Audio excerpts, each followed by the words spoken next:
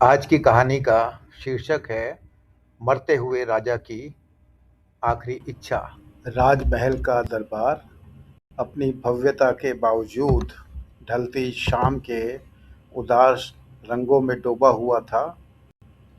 दीवारों पर झिलमिलाते दीपों की लौ जैसे धीरे धीरे बुझती उम्मीदों का एहसास करा रही थी। राजा विक्रम रेशमी गद्दों के सहारे लेटे हुए थे। उनकी सांसें उथली हुई थीं। हर सांस जैसे यह बता रही थी कि उनकी शक्ति अब साथ छोड़ रही है। उनके चारों ओर खड़े लोगों के बीच एक अजीब सी खामोशी थी।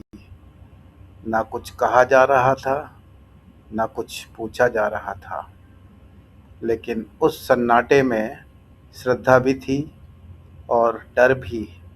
ताज का भार जो अब जल्द ही किसी और के सिर पर जाने वाला था, वहाँ मौजूद हर व्यक्ति के दिल पर भारी पड़ रहा था।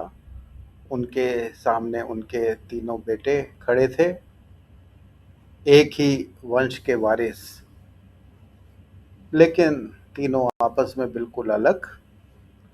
राजकुमार आदित्य, उसका जबड़ा कसा हुआ, आंखों में अडिग विश्वास, उसकी नज़रें पास ही मखमली तकिए पर रखे शाही मुकुट पर टिकी थीं। उसके लिए वह मुकुट सेवा का प्रतीक नहीं, बल्कि एक पुरस्कार था जिस पर उसका जन्मसिद्ध अधिकार था। उसके बगल में खड़ा था राजकुमार वीर, चेहरे पर उदासी और अलगाव की एक स्थायी छाया।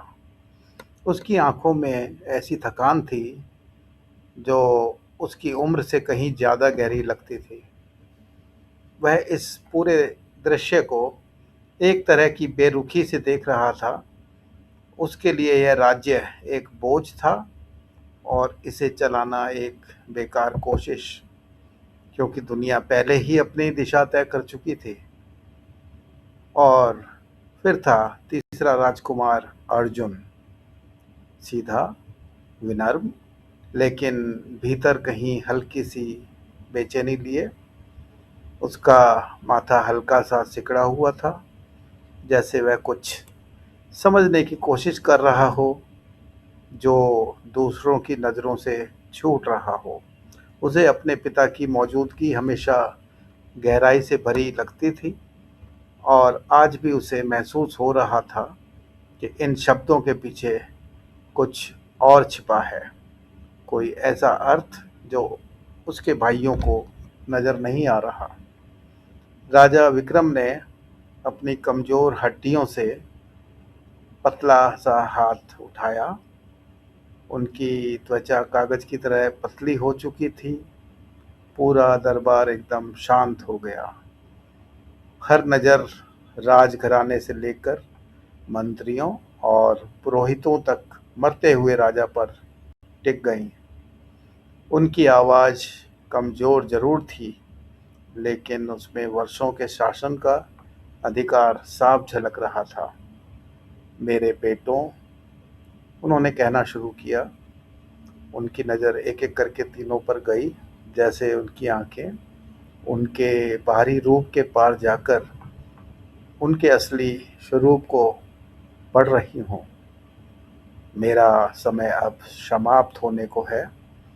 यह राज्य, यह भूमि जिसकी रक्षा की हमने शपथ ली है, इसे एक मजबूत हाथ, एक समझदार दिमाग और ऐसा दिल चाहिए जो इसकी प्रजा के साथ धड़कता हो। उन्होंने थोड़ी देर रुककर सांस ली। सिंहासन केवल आदेश से नहीं मिलेगा। मेरी अंतिम इच्छा, मेरी आखिरी वसीयत एक परीक्षा है। आदित्य का शरीर तन गया। उसकी आंखों में चमक आ गई। परीक्षा, बहुत अच्छा। वह किसी भी चुनौती के लिए तैयार था। उसने जिंदगी भर इसी दिन के लिए तैयारी की थी, उसे अपने सामने एक साफ रास्ता दिखाई दे रहा था अपने अधिकार को साबित करने का। वीर ने हल्की सी, लगभग अनसुनी सी आह भरी, परीक्षा, जिंदगी खुद एक लंबी परीक्षा ही तो है, ज्यादातर बेकार। उसे किसी जीत या गौरव का भ्रम नहीं था।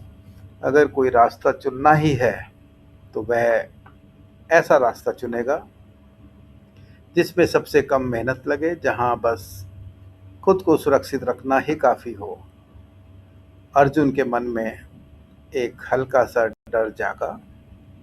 पिता के शब्द बहुत सोच समझकर बोले गए थे और उनमें कुछ गहरा छिपा था। परीक्षा का मतलब सिर्फ ताकत या बुद्धि नहीं हो सकता था। यह कुछ और था, कुछ ऐसा जिसे जीत हार से नहीं मापा जा सकता। राजा ने फिर बोलना शुरू कर दिया और इस बार उनकी आवाज में एक अजीब सी मजबूती थी। राज्य की विरासत उसे मिलेगी जो इसके योग्य साबित होगा, न केवल बाहुबल से, ना ही धन की शक्ति से, बल्कि समझने की बुद्धि बुद्धि से और सही समय पर सही कदम उठाने के साहस से। उन्होंने धीरे से पास रखी एक मेज की ओर इशारा किया जिस पर एक खुला हुआ पर्चा रखा था, लाल शाही रिबन से बंधा हुआ। आदेश लिख दिया गया है, तुम में से हर एक को इसकी एक प्रति दी जाएगी। तुम्हारा काम, अगर तुम इसे स्वीकार करते हो तो तुम्हारा काम है इसे ढूंढना, नदी का रहस्य। ये शब्द हवा में ठहर गए, एक पहेली की तरह, भारी और रहस्यमय। नदी का रहस्य, कौन सी नदी, कैसा रहस्य? आदित्य का दिमाग तेजी से दौड़ने लगा। रहस्य यानी कुछ छिपा हुआ है सच, एक पहेली जिसे वह हल कर सकता है। वह इसे टुकड़ों में बांटेगा, समझेगा और अपने पिता के सामने इसका समाधान रखेगा और इस तरह अपने हक को और मजबूत करेगा। यह अस्पष्टता ही उसके लिए मौका थी अपने भाइयों से आगे निकलने का। उसने अपने मन में एक खजाने की कल्पना की, कोई रणनीतिक लाभ, कुछ ठोस जिसे वह पा सके और अपना बना सके। वीर के माथे पर हल्की सी लकीर आई, एक और रहस्य, एक और उलझन। यह सब उसे बेवजह की मेहनत लग रही थी। उसे इस काम को सबसे आसान तरीके से करना होगा। रहस्य जानने का सबसे सीधा तरीका क्या हो सकता है? शायद जानकारी इकट्ठा करना, लोगों से पूछताछ, पुराने संपर्कों का इस्तेमाल।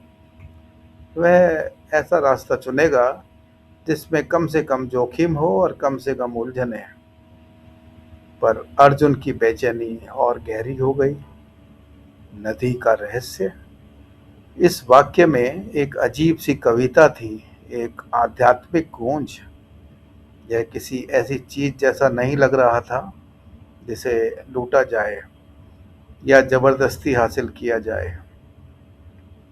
यह कुछ ऐसा था जिसे समझना होगा, महसूस करना होगा।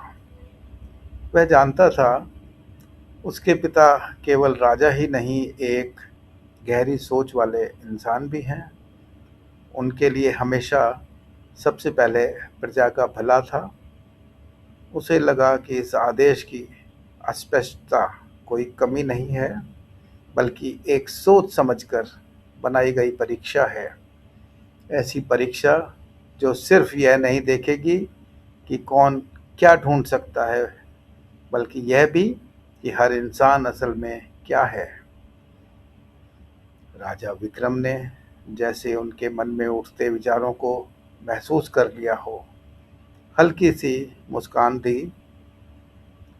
आदेश स्पष्ट है, तुम सबके रास्ते अब अलग होंगे।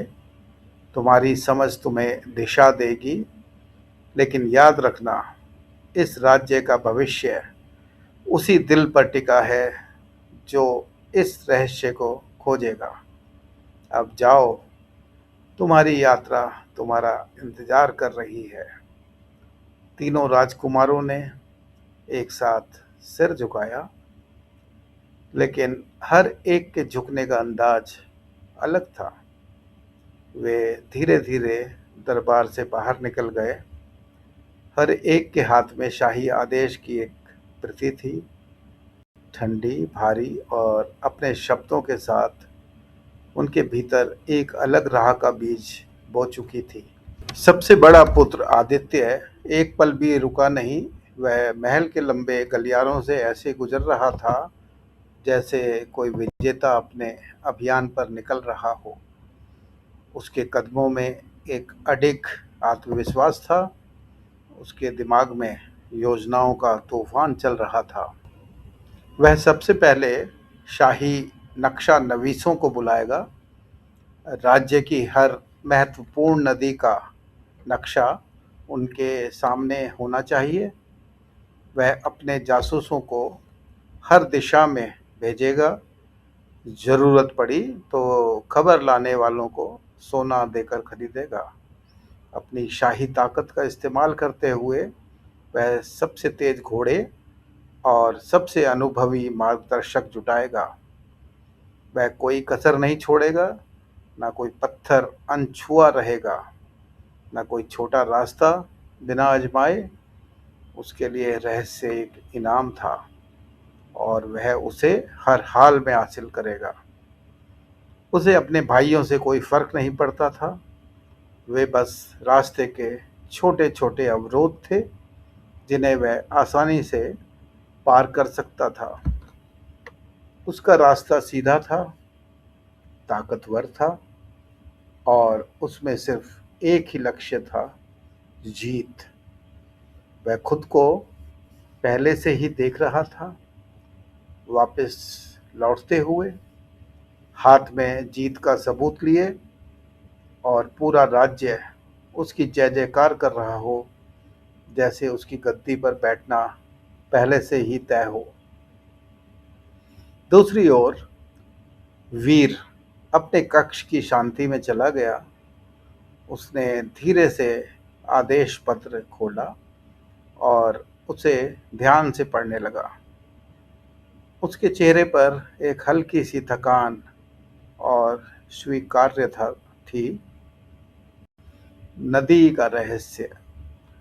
उसे यह सब किसी बेकार की दौड़ जैसा लगा। फिर भी कर्तव्य या शायद खुद को सुरक्षित रखने की समझ उसे इस रास्ते पर चलने के लिए मजबूर कर रही थी। वह अपने पिता को निराश नहीं करना चाहता था, लेकिन वह किसी भ्रम के पीछे भी नहीं भागेगा। उसने तय किया, वह इस काम को व्यवहारिक तरीके से करेगा। वह पुराने इतिहास के ग्रंथ पढ़ेगा।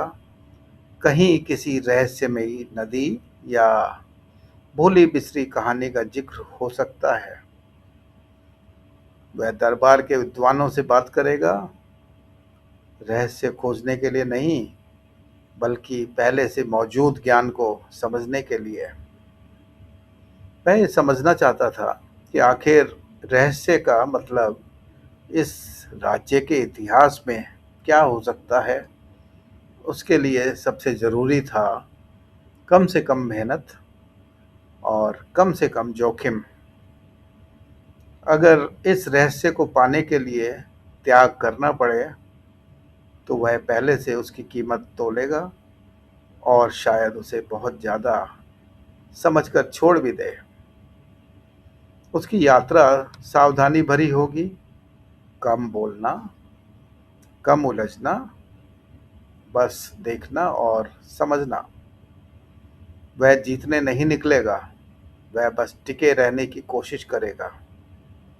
और अगर मौका मिला तो अपने भाइयों से ज़्यादा देर तक टिके रहकर ही आगे निकल जाएगा।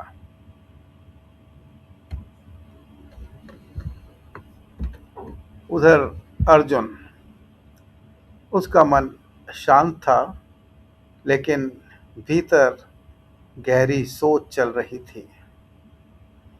वो धीरे धीरे महल के पुस्तकालय में गया। भारी लकड़ी की मेज पर उसने आदेश पत्र खोला।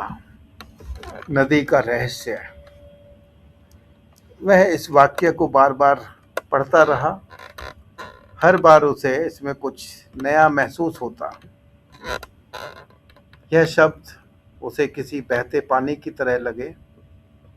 गहराई, प्रवाह और प्रतिबिंब से भरे हुए। उसे अपने पिता की बातें याद आईं। राज करने की नहीं, बल्कि सुनने की। हवा की आवाज को समझने की। पेड़ों की भाषा को महसूस करने की। और इस दुनिया की हर चीज के आपसी जुड़ाव को पहचानने की। उसके पिता हमेशा कहा करते थे, सच्चा नेतृत्व ताकत दिखाने में नहीं, बल्कि जीवन को आगे बढ़ाने में है। अर्जुन ने नदी को किसी खजाने या रणनीतिक हथियार की तरह नहीं देखा। उसने उसे जीवन की धारा की तरह महसूस किया, जो सबको जोड़ती है, सबको जीवित रखती है और बदलाव लाती है। ये ऐसी नदी का रहस्य क्या हो सकता है? शायद यह कोई चीज नहीं, बल्कि एक सच्चाई है, एक सिद्धांत, एक जीने का तरीका। वह न किसी को हराने निकलेगा और न किसी से आगे निकलने के लिए। वो तो सिर्फ समझने के लिए निकलेगा। वो पानी के साथ चलेगा, उसके अंत तक नहीं, बल्कि उसके अर्थ तक पहुंचने के लिए। उसकी यात्रा अलग होगी, समझ से भरी, लोगों से जुड़ने वाली और उस दिल को महसूस करने वाली जिसे उसके पिता सबसे ज़्यादा प्यार करते थे, इस राज्य का दिल। उसके पास कोई सेना नहीं होगी, ना कोई बड़ी योजना। सिर्फ उसका धैर्य, उसकी संवेदनशीलता और सुनने की उसकी ताकत ही उसका रास्ता दिखाएगी। वह तैयार था, जो भी सच सामने आए उसे स्वीकार करने के लिए। सुबह की पहली किरणों ने जब आसमान को गुलाबी और सुनहरे रंगों से भर दिया, तीनों राजकुमार अपने अपने विचारों और फैसलों का भार लिए महल से निकल पड़े। आदित्य अपने सैनिकों के दल और जरूरी सामान से भरे संदूक के साथ बाज की तरह तेजी से आगे बढ़ गया। उसकी महत्वाकांक्षा उसे आगे धकेल रही थी। वीर सिर्फ एक भरोसेमंद लेखक और रास्तों से भरे नक्शे के साथ धीमी, संतुलित चाल से निकला।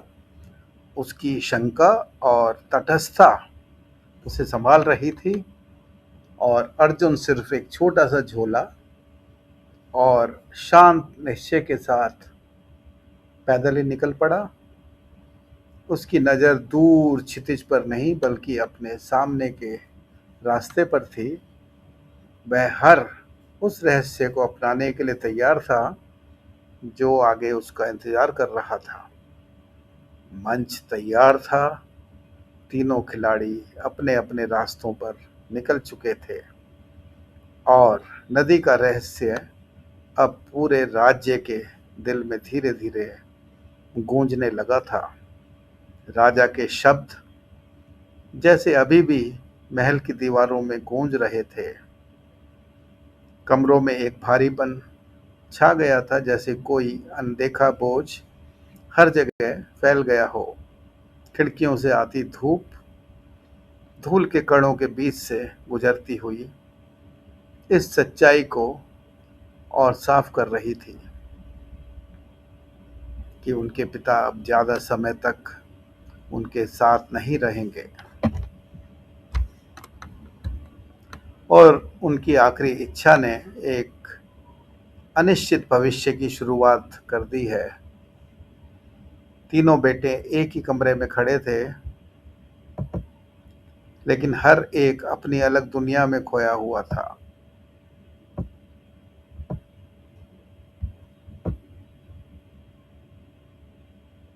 राजकुमार आदित्य, उसका जबड़ा कसा हुआ था और उसके भीतर कच्ची बेकाबू महत्वाकांक्षा चल उठी थी। नदी का रहस्य, ये शब्द उसके लिए कोई पहेली नहीं थे।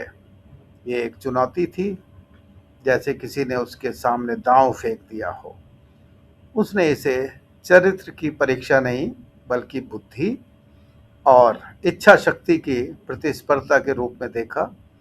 उसका दिमाग तुरंत काम में लग गया। सबसे सीधा, सबसे फायदेमंद रास्ता कौन सा हो सकता है? उसके पिता चतुर विक्रम हमेशा रणनीतियों के खेल में आनंद लेते थे, तो आदित्य को लगा यह भी बस एक और खेल है, थोड़ा बड़ा, थोड़ा जटिल। खतरे का जिक्र उसे और उत्साहित कर रहा था। जितना बड़ा खतरा, उतनी बड़ी जीत। वह खुद को देख रहा था, विजेता बनकर लौटते हुए, अपने भाइयों को पीछे छोड़ते हुए और गद्दी का एकमात्र हकदार बनते हुए। उसे सोचने के लिए समय नहीं था, उसे एक योजना चाहिए थी। उसकी तेज नज़रें दरबारियों के चिंतित चेहरों पर घूमी और फिर अपने पिता के कमजोर पीले चेहरे पर जाकर ठहर गई। उसके भीतर एक कठोर संतोष की झलक उभरी। अब खेल शुरू होता है और उसे पूरा यकीन था कि वह जीतेगा। वह हमेशा जीतता है। अब उसे बस अपने संसाधन जुटाने थे, अपने सबसे वफादार लोगों को साथ लेना था और जितनी जल्दी हो सके निकल पड़ना था। राजकुमार वीर ने जब यह आदेश सुना तो उसके भीतर एक गहरी थकान उतर आई। नदी का रहस्य, यह उसे किसी मरते हुए इंसान की उलझी हुई बातों जैसा लगा, जैसे असली उत्तराधिकारी तय करने की जिम्मेदारी से बचने की आखिरी कोशिश। उसे इसमें न कोई गौरव दिखा, न कोई चुनौती, सिर्फ एक लंबी और बेकार की तकलीफ। उसकी नज़र में यह सब व्यर्थ था। वर्षों से उसने राज्य के दिखावे, चालबाजियां और सत्ता की खींचतान को करीब से देखा था। उसी अनुभव अनुभव ने उसके भीतर एक कटुता पैदा कर दी थी और उसी कटुता ने उसे इस आदेश को भी तुरंत बेकार ठहरा दिया। नदी में भला कौन सा रहस्य हो सकता है? ऐसा क्या मिलेगा जिससे कोई खुद को योग्य साबित कर सके? यह सब उसे एक मूर्खता जैसा लगा, लेकिन राजा का आदेश अंतिम था। उसे इसमें हिस्सा लेना ही होगा। महत्वाकांक्षा से ज़्यादा खुद को बचाए रखने की प्रवृत्ति उसमें मजबूत थी। वह इस काम को अपने पुराने तरीके से करेगा, सीधा, व्यवहारिक और कम से कम मेहनत वाला। वह एक ऐसा रास्ता चुनेगा जिसमें सबसे कम रुकावट हो।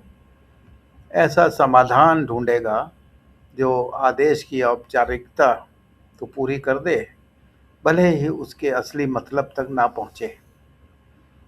उसने अपने मन में एक आसान सी यात्रा की कल्पना की, थोड़ा बहुत खोज करना और फिर जल्दी लौट आना।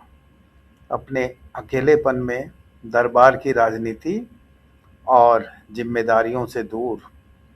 पिता के ये रहस्यमयी शब्द उसके लिए सिर्फ एक झंझट थे, उस शांति से दूर ले जाने वाले जिसकी उसे आदत हो चुकी थी। वह इसे भी सह लेगा, जैसे वह बाकी सब कुछ सहता आया है।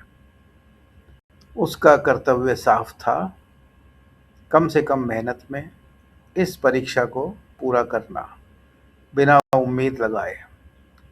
वहीं दूसरी तरफ राजकुमार अर्जुन ने इस आदेश को बिल्कुल अलग तरीके से महसूस किया।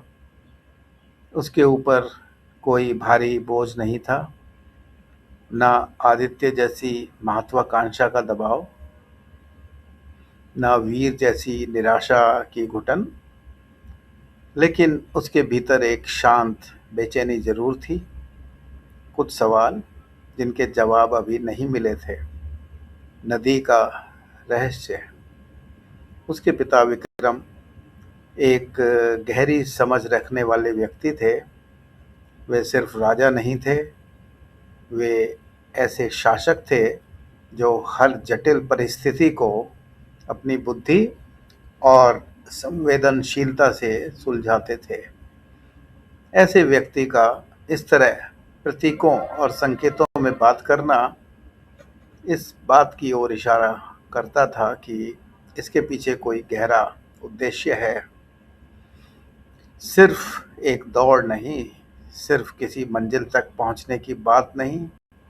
अर्जुन ने अपने पिता की धीमी सांसों को देखा, उसने कांपते हुए हाथों को, और उसके दिल में एक सच्ची चिंता उठी जो सत्ता की चाह से बिल्कुल अलग थी। रहस्य, यह शब्द उसके लिए किसी खजाने जैसा नहीं था, बल्कि एक सच्चाई जैसा था जिसे समझना होगा।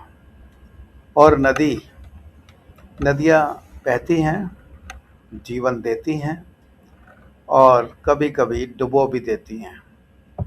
वो आईना भी होती हैं, जो जैसा होता है उसे वैसा ही दिखाती हैं। अर्जुन को महसूस हुआ कि शायद उसके पिता उन्हें कुछ ढूंढने के लिए नहीं भेज रहे, बल्कि कुछ समझने के लिए भेज रहे हैं। यह सोच उसके अंदर एक अजीब सा एहसास लेकर आई, थोड़ा डर और थोड़ी उत्सुकता।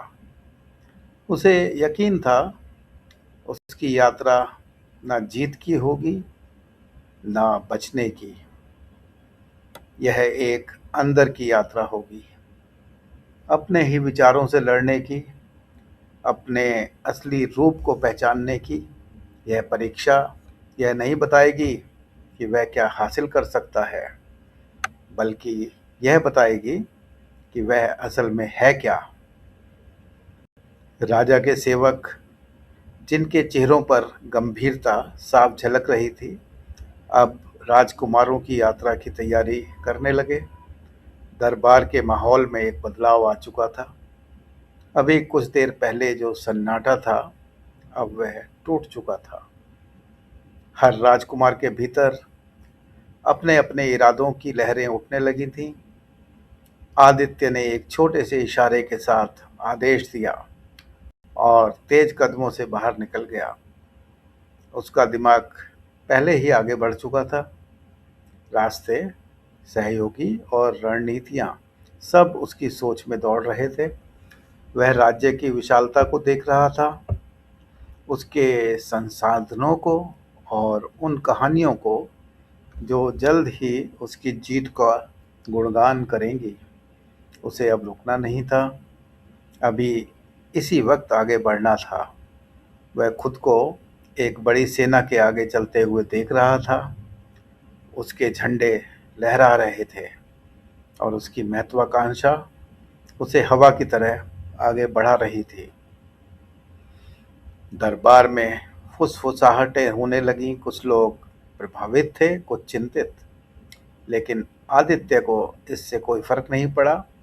वह अपने मिशन पर था और उसे यकीन था कि एक रास्ता, चाहे जितना कठिन हो, आखिरकार उसके सामने झुक जाएगा। वीर ने एक गहरी सांस ली, जैसे सदियों की थकान उसके अंदर समाई हो।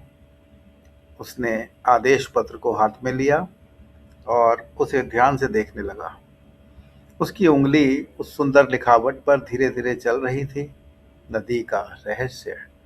उसे इसमें कोई कविता नहीं दिखी, बस एक काम दिखा, एक निर्देश। उसने यात्रा के लिए कुछ साधारण चीज़ें मांगी। एक अच्छा सा बैग, एक मजबूत लेकिन साधारण घोड़ा, और एक शांत स्वभाव का सेवक जो रास्ते के छोटे मोटे काम संभाल सके। ना कोई शोर शराबा, ना कोई दिखावा।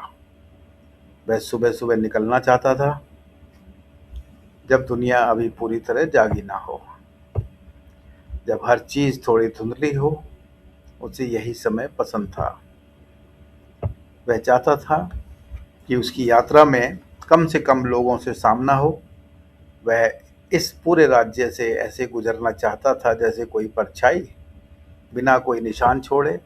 उसका मकसद साफ था, जल्दी खत्म करना और वापस लौट आना। उसे खुद को साबित करने की कोई इच्छा नहीं थी। दुनिया उसके लिए पहले ही साबित कर चुकी थी कि यह संघर्ष और निराशा से भरी हुई जगह है। वह इस आखिरी परीक्षा को भी सह लेगा और फिर अपनी हवेली के किसी शांत कोने में लौट आएगा। यह महत्वाकांक्षा का कोई शोर न हो। अर्जुन ने भी अपना आदेश पत्र लिया, लेकिन उसने उसे ना तो रणनीति की नज़र से देखा, ना ही उसे नज़रअंदाज किया। उसने उसे बहुत सावधानी से पकड़ा, जैसे वह कोई नाजुक पत्ता हो। उसने चारों ओर देखा, पहरेदारों की शांत मजबूती, सेवकों की सधी हुई चाल और अपने बीमार पिता की अडिग सहनशीलता। उसे समझ आ गया, पिता ने उन्हें सिर्फ एक काम नहीं दिया, बल्कि एक सवाल दिया है, और उसका जवाब ताकत या चालाकी में नहीं मिलेगा, बल्कि इस यात्रा में मिलेगा। उसने सिर्फ एक कुछ साधारण चीज़ें मांगी, एक चादर, एक पानी की मशक और अपने 2 कदम। उसे ना किसी सेना की ज़रूरत थी, ना किसी चीज़ की। वह पैदल चलना चाहता था, देखना चाहता था, सुनना चाहता था। उसे यकीन था, नदी का रहस्य उन लोगों को नहीं मिलेगा जो बिना सोचे दौड़ते हैं, बल्कि उन्हें मिलेगा जो उसके साथ बहना जानते हैं, जो सच में इस राज्य और इसके लोगों को समझते हैं। उसके भीतर एक नई भावना जाग रही थी, एक शांत उद्देश्य, एक गहरा निश्चय। वह अपने पिता के इस सवाल को समझना चाहता था और इसके साथ साथ अपने लोगों के दिल को भी। जब उसने अपने पिता के सामने सर झुकाया, तो दोनों के बीच एक अनकहा वादा गुजर गया। एक ऐसा सच जो शब्दों से परे था, लेकिन दोनों उसे समझते थे। तीनों राजकुमार अब तैयार थे। महल की दहलीज से ही उनके रास्ते अलग अलग हो चुके थे, और हर रास्ता अपने अपने रहस्य में छिपा हुआ था।